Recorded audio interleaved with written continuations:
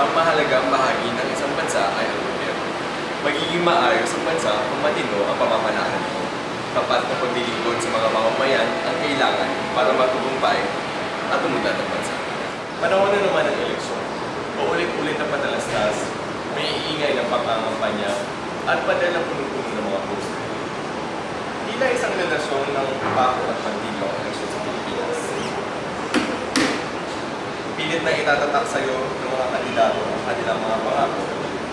Pero kapag sila'y nanalo, nasaan ang sinabing pangako?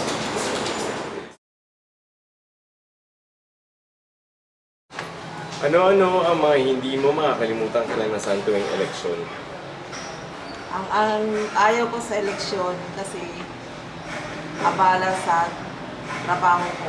Mag-absent ako, pupunta lang ako mag-boto. Tapos pagdating doon, pila. Tapos pag nanalo yung binoto ko, hindi ka na kilala. Hindi ka na pwede humingi sa kanila dahil hindi ka naman kilala eh.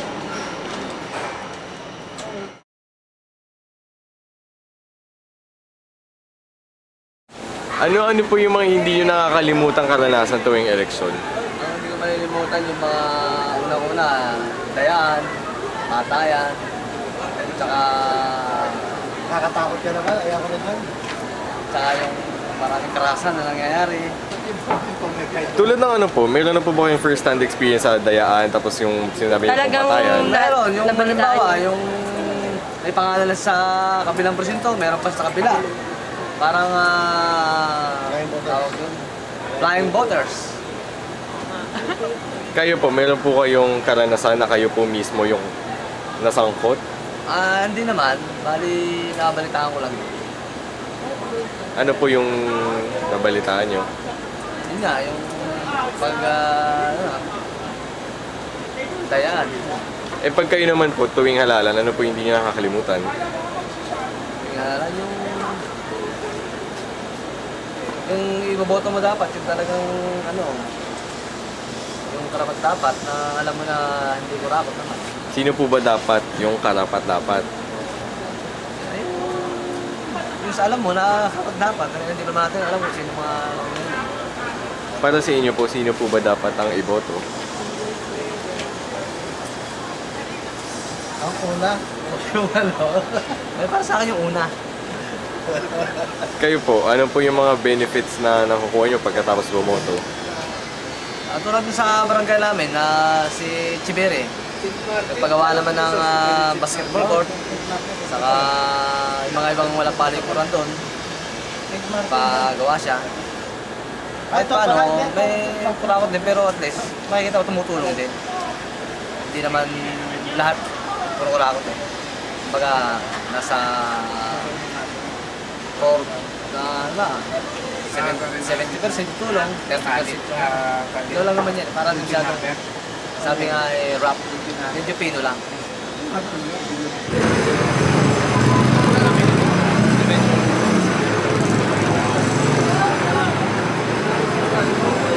Asa na yun? Paano ka naapektuhan tuwing eleksyon? Maraming problema sa mundo, di ba? Lalo na yung mga katulad ko, katulad yung mga ibang mahirap. Ang dami-dami nga ayusin na mahirap. Ang inuuna yung, katulad for example, yung Yossi, di ba? Sinta. Sinta. Marami na naman makukura. Paano naman yung, katulad nito, di ba? Simple lang naman yun. Ba't di lang muna unahin katulad ng Ilog Pasig, sobrang dumi, di ba? Ang daming kalat. Alam mo yung dami-dami nga ayusin sa mundo. Inuuna nila yung madali. Tapos sige, tinaas nga nila, may magagawa ba tayo? Wala, di ba? Alam mo yun, ano gagawin nila? Sige, tignan natin kung anong mangyayari. Dahil di ba, tinaas nga nila. So, magkano makukuha nila ngayon? Mas malaki. Tignan natin kung may pagkakaiba sa next year. So, ganyan talaga ang buhay.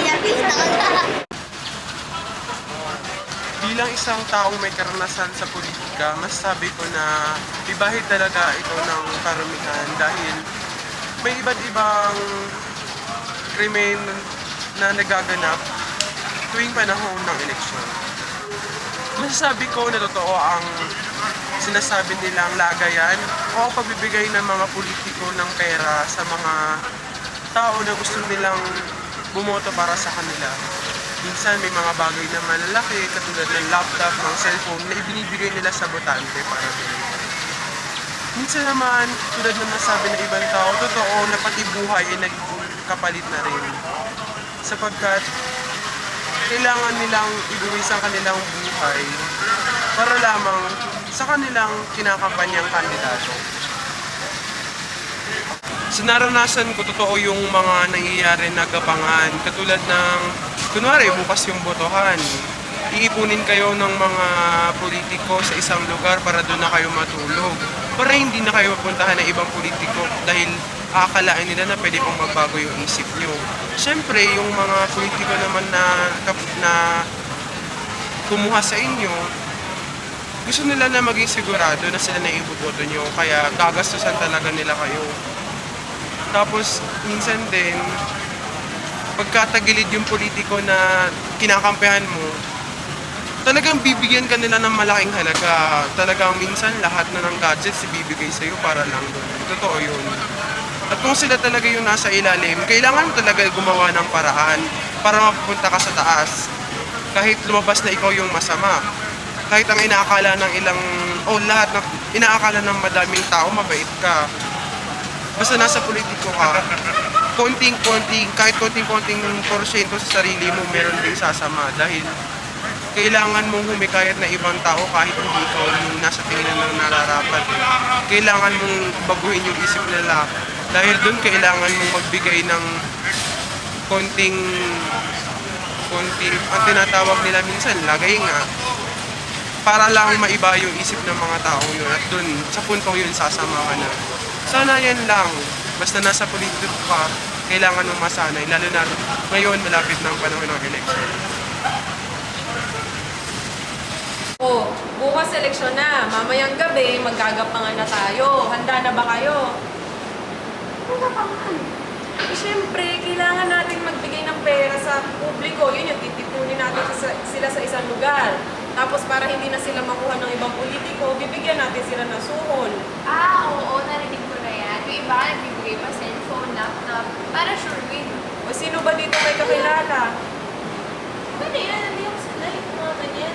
Kailangan mong masanay. Matatalo na tayo. Papayag ka bang matalo Kaya na ng nga. partido? Paano tayo mananalo? Wala sa chance natin manalo, gawin natin na bumapang tayo eh. Paano? Huwag na. Mananalo tayo kahit malayo. Alam mo, Wala lang. walang ganyan-ganyan dito sa politika. Tama. Kailangan natin ng koneksyon, kailangan natin ng suhol. Alam mo naman yung mga taong yan, nakukuha lang yan sa pera. Pera lang yan. Pera lang yan. Kaso lang yan na loob, tsaka isa pa, hindi tayo makuhuli. May mga koneksyon ako, okay? Tara na. Nadala. Na.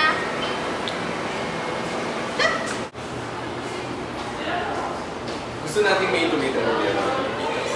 Pero sino nga ba ang ipagkukunan? Ang taong binoboto o ang mga boboto?